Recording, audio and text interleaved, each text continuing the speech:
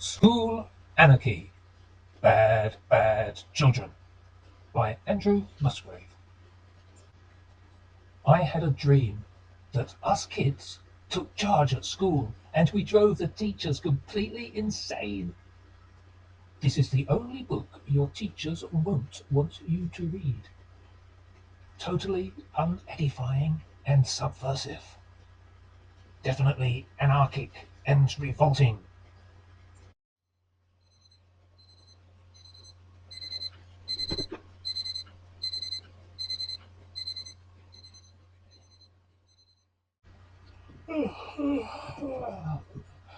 I dreamily dozed.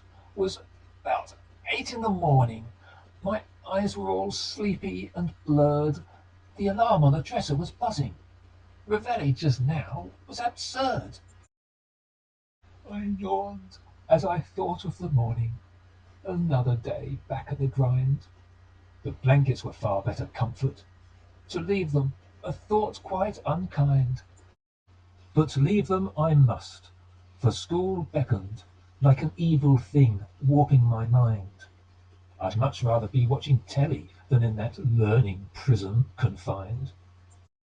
Through habit I trudged along slowly the roadway that led to our school, a mechanically walking young robot, teacher's remote-controlled fool. I arrived in my classroom just early enough not to be marked too late. The others were equally dismal, awaiting a similar fate. It was this morbid situation which provoked me to question my lot. Avoid slavishly serving the teachers was the quest of this following plot. Now, why should it be that we listen intently to what teachers say? Let's see if a reversed situation can alter our sullen dismay.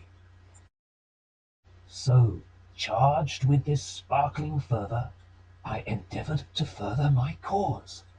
Written on dingy rough paper, I secretly passed round this verse. Dearest scholars and colleagues, say pooh to the teacher's reign. We'll start to rule in this building. We'll make it our domain. We'll smash the desks and the cupboards, plaster the ceilings with scrawls. Let's write all over the blackboard and paint all over the walls.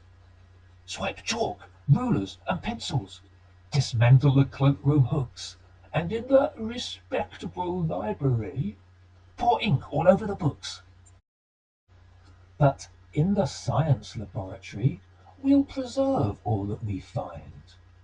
How else can the art of explosions and bomb-making be refined? And so, dearest scholars and colleagues, this vision to you I address. Let's convert this place of learning into a mind-splitting terrible mess.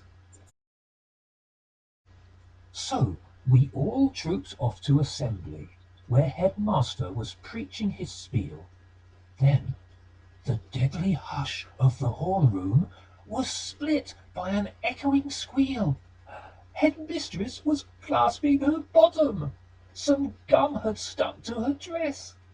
The shot of some pea-shooting villain, a remarkable aim, I confess. She sat down, for the shock made her tremble.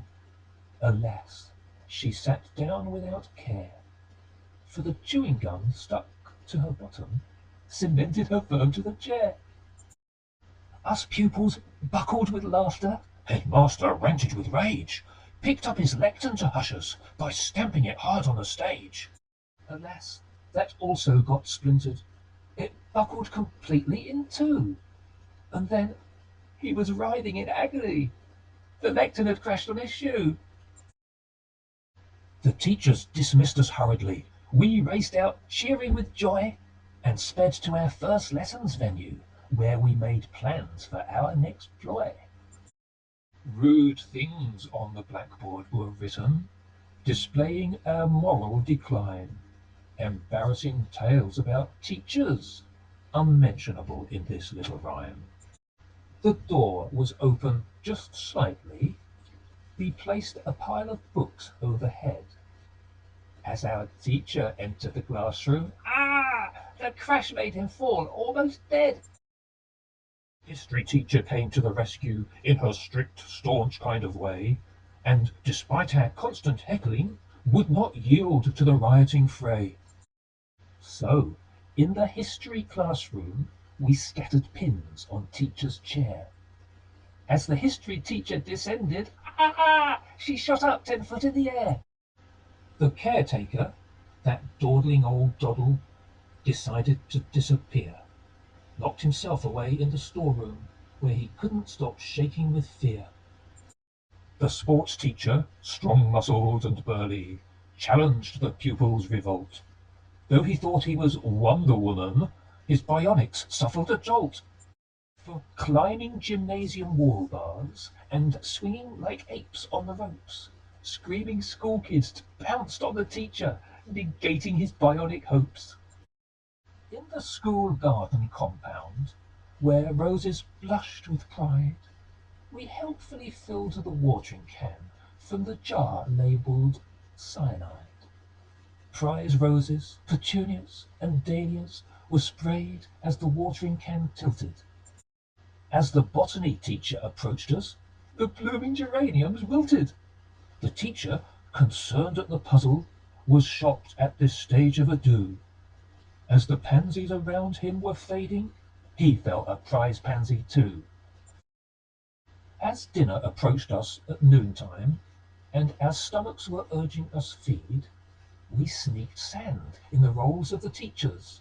They were thus true sandwiches indeed. With our trays held at the ready, we hurriedly shoved in the queue, filled our own plates with sizable helpings of beans, chips, and Irish stew. The smash was flicked around the canteen, the peas marbled over the floor, potatoes made excellent missiles, and gravy got smeared on the door. Eyefuls of custard and treacle hit teachers who'd entered the fray. On the floors, which were covered in omelettes, the teachers fled, scrambling away. A truce was called after dinner. A meeting was held by the staff. So, to pry on the proceedings, we viewed through the window to laugh. 100 laughing child faces were squashed against the window pane. Like a plague of inescapable vultures, we drove the teachers completely insane. Like a swarm of ravishing locusts, we stormed through the window pane, and the teachers fled like scared cowards, and were never seen again. Now, from the tale as I so far have told it, Utopia was here, it would seem, but back to school for you who don't listen, for I said it was only a dream. So I awoke, was gone 8 in the morning. My eyes were still sleepy and blurred, the alarm on the dresser still buzzing. Reveille at last had occurred. Now, the moral of this little fable is that dreams seldom come true. But of course, there's no harm in trying. It'll teach the teachers a lesson or two.